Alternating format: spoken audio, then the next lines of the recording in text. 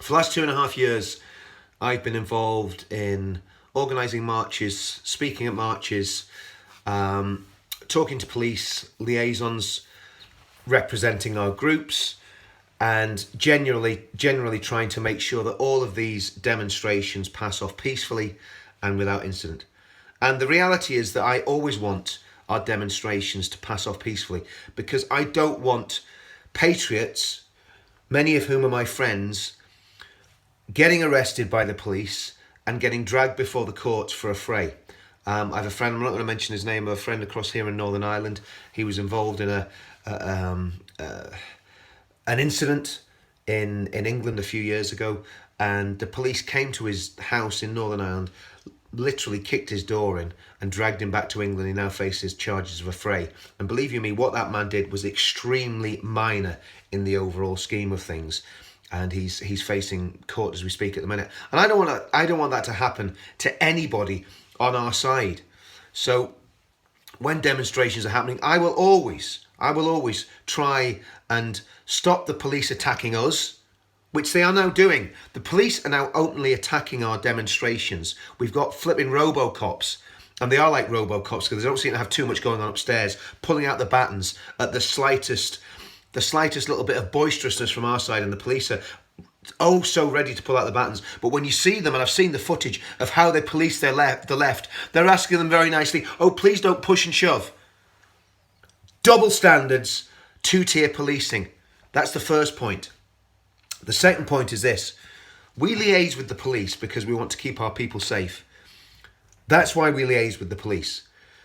That liaison, as of now, has officially stopped on every static demonstration that I'm going to organise. I am not going to talk to the police anymore about our static demonstrations. We will do static demonstrations whenever we want, wherever we want, because by law we can do that. As long as we're not causing any violence, as long as we're not causing any breach of the peace, we can do demonstrations whenever we want, whenever we want. And that's what we're going to do from now on. And I'll tell you why.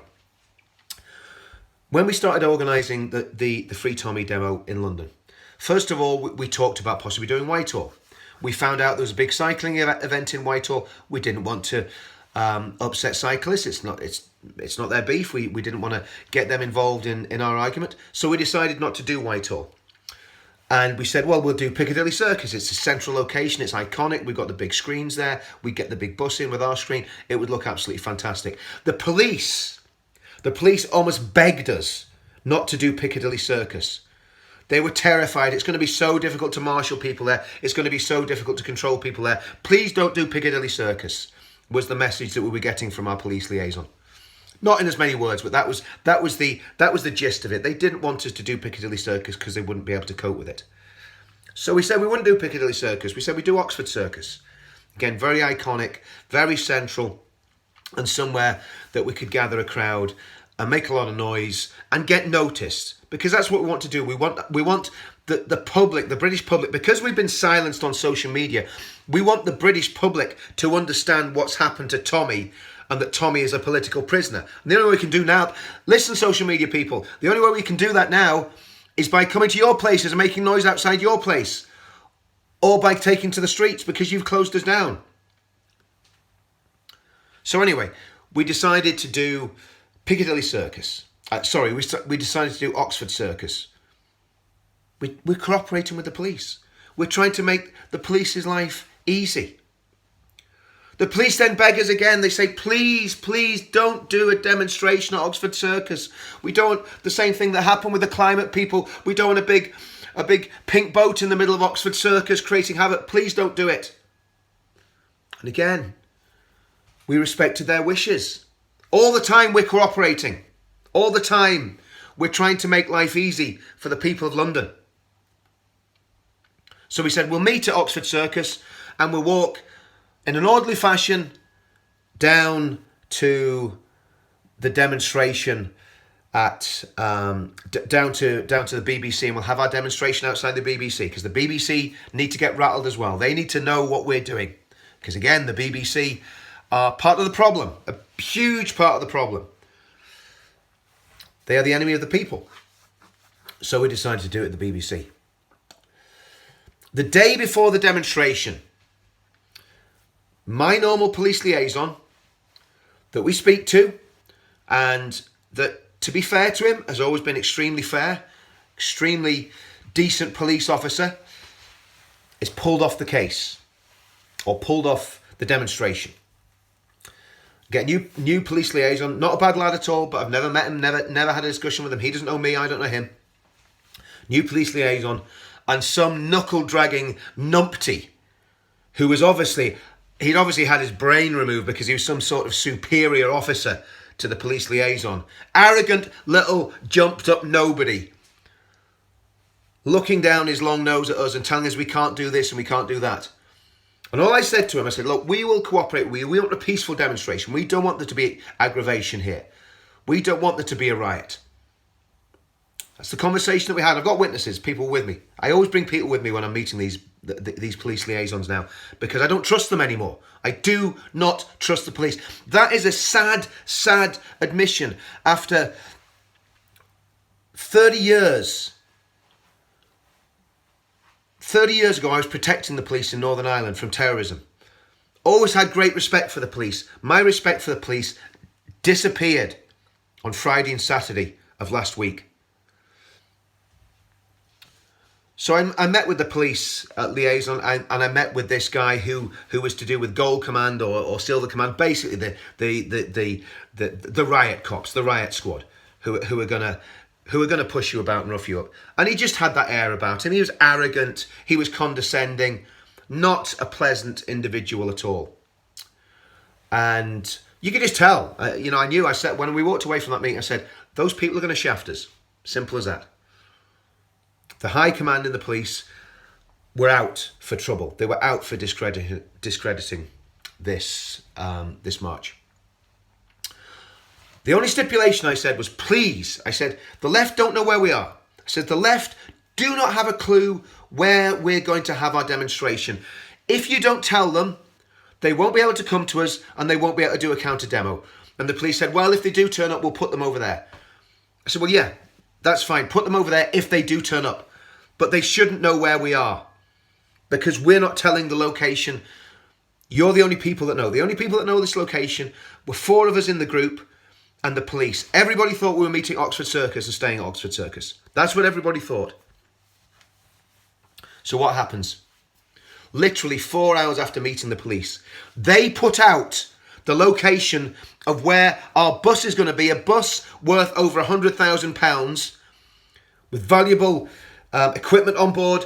They give out the location. Now think about this. I'm not really bothered about the left because they're a set of flipping smelly little college student wimps anyway that have to mask themselves up. Apparently they were terrified on Saturday. Well, if you're terrified, don't come to a demonstration if you're going to get frightened. Pathetic. What was concerning me was they gave out the location of our bus and our demonstration that has women, children, disabled people, elderly people coming to it. They gave that location out a good 12 to 18 hours before the demonstration was due to start. They put it out deliberately. They didn't have to. They went expressly against what I asked them to do. I asked them not to tell anybody where the demonstration was actually going to take place, because all we had to do was walk our people in from Oxford Circus like we did peacefully to the BBC. We could have had a peaceful demonstration. The left could have been held at bay. So that was the first issue. They completely betrayed that trust that I put in them. And that's why I will never tell the police where our static demonstrations are going to be. And you never know, we might do one in Tower Hamlets at the weekend. That would be interesting for you, wouldn't it?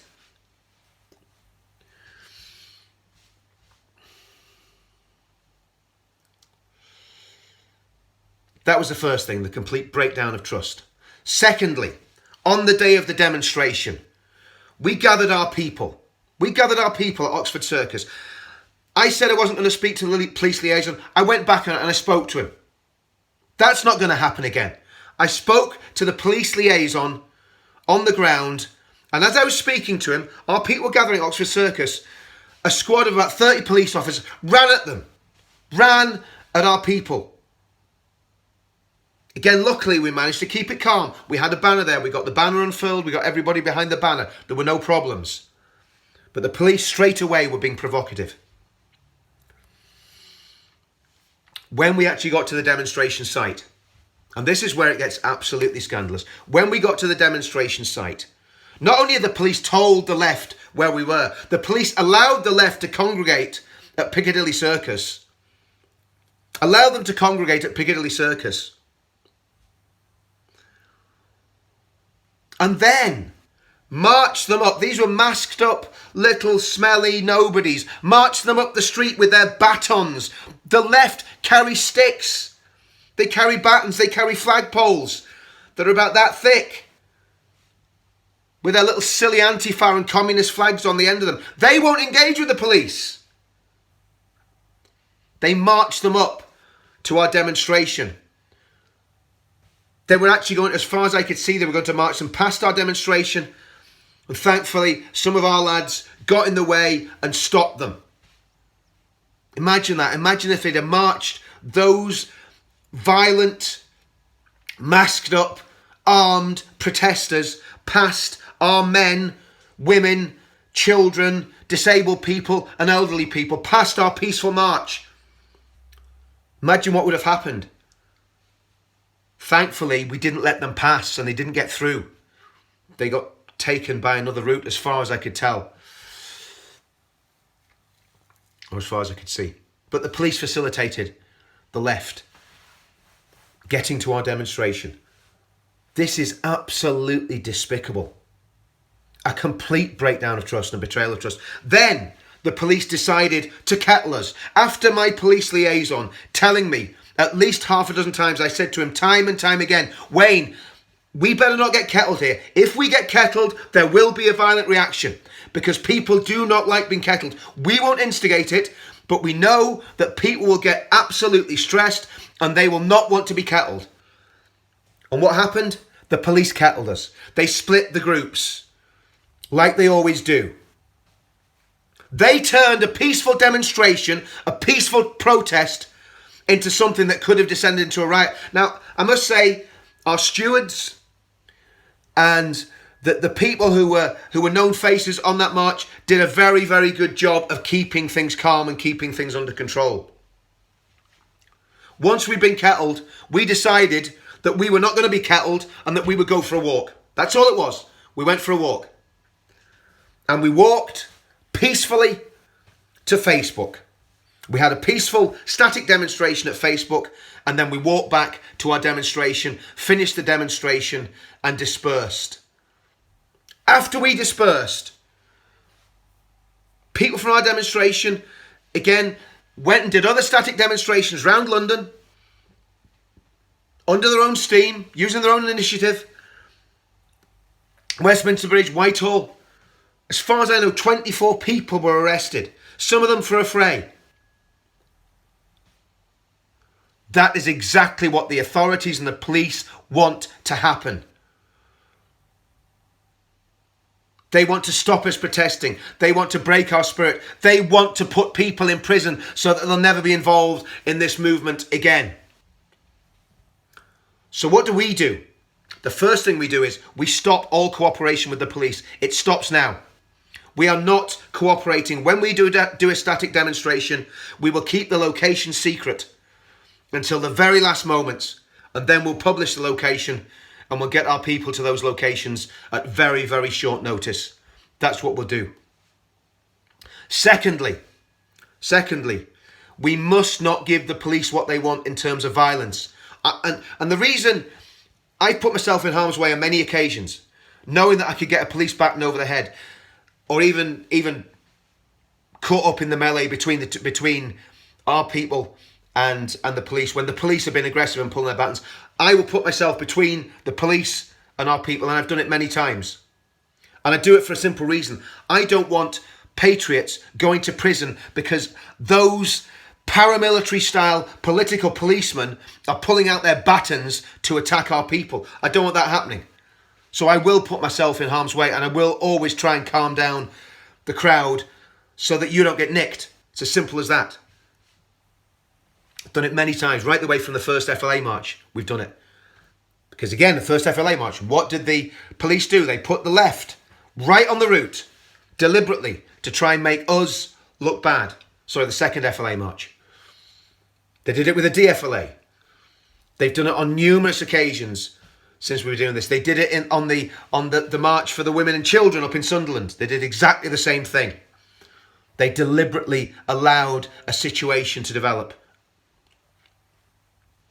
So going forward, and I suggest that all the groups that are involved in the street protest movement, that are involved in demonstrating for justice issues, justice for British people. That's what we're crying out for. We've been crying out for justice for Northern Ireland veterans. We've been crying out for freedom for Tommy. We've been crying out for justice for the daughters of England who've been raped by the jihadist rape gangs. Been crying out. That's what we've been doing. That's why we've been taking to the streets. And we've been crying out for freedom of speech, freedom of religion, and a political voice. And the establishment are doing everything they can to push this into something that will get very, very unpleasant.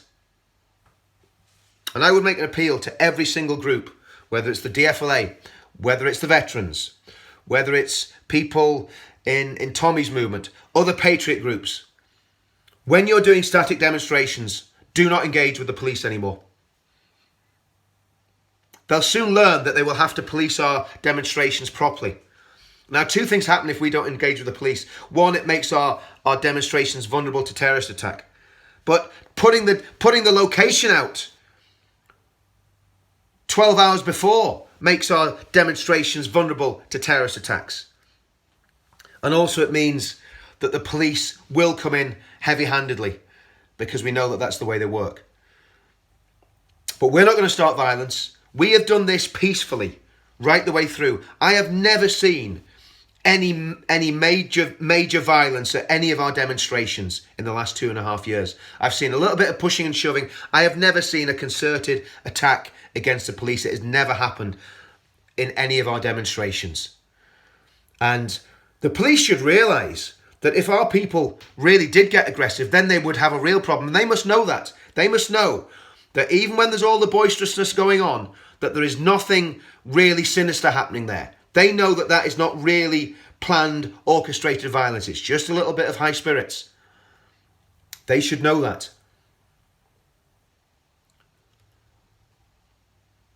So do we have a problem? The police have a problem. The police have made a problem for themselves. We are not going to break the law. We are not going to stop being peaceful.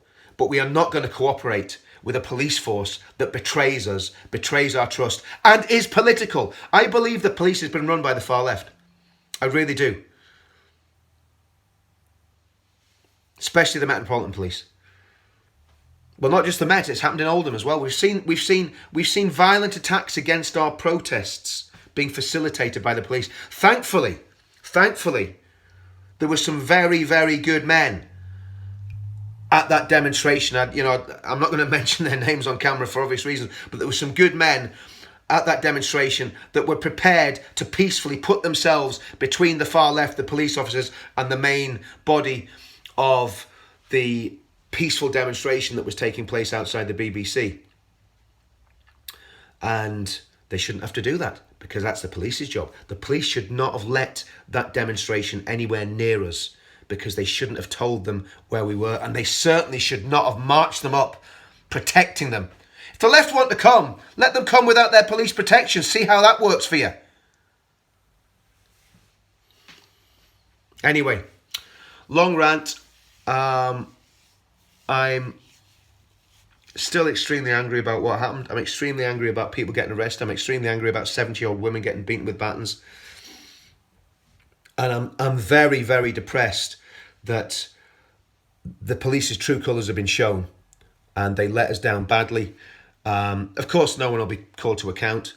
The officers that were in charge of that operation will no doubt just blame us and probably try and arrest a whole lot of us and to cover their own arses.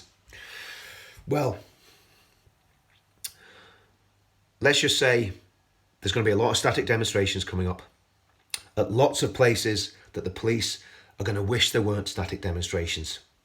It's going to be great. We're going to make London great again. See you all soon.